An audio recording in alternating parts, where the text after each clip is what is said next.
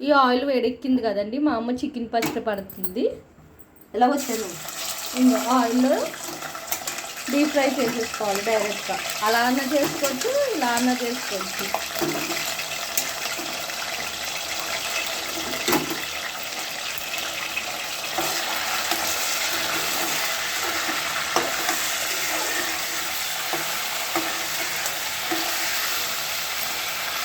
ఈ విధంగా ముక్కలన్నీ వేసేసుకుని ఫ్రై చేసేసుకోవాలి. కొంచెం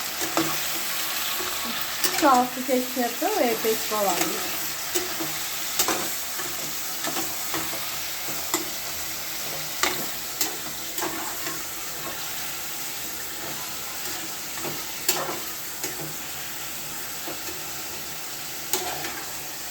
ఇలా వేసుకున్నాక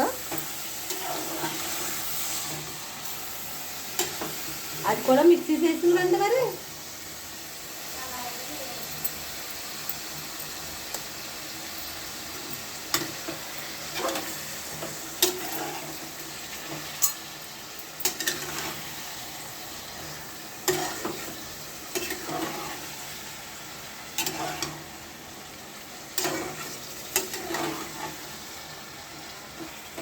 ఇలా బాగా వేపేసుకోవాలి. కానీ నేను గట్టిగా ఇగో అండి కాయస్ ఇలా వేపుకోవాలి. చిన్న చిన్న పీసెస్ కింద కట్ చేసుకున్న తర్వాత ఇలాగా మనం ఫ్రై చేసేసుకోవాలి.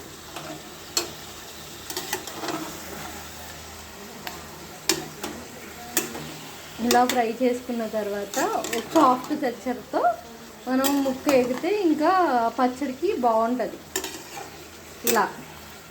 ఇలా వేపిన తర్వాత పచ్చడి బాగుంటుంది. ఇలా ముక్క వేగాలి కదా, ఇలా సాఫ్ట్ టెక్స్చర్తో కొంచెం పసుపు వేసి ఉప్పు వేసి ఓ పక్కన 5 minutes పెట్టుకోవాలి.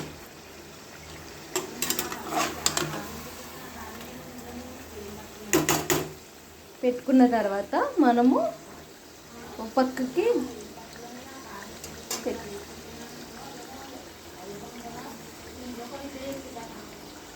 ఇలా వేగిపోయిన తర్వాత ఇప్పుడు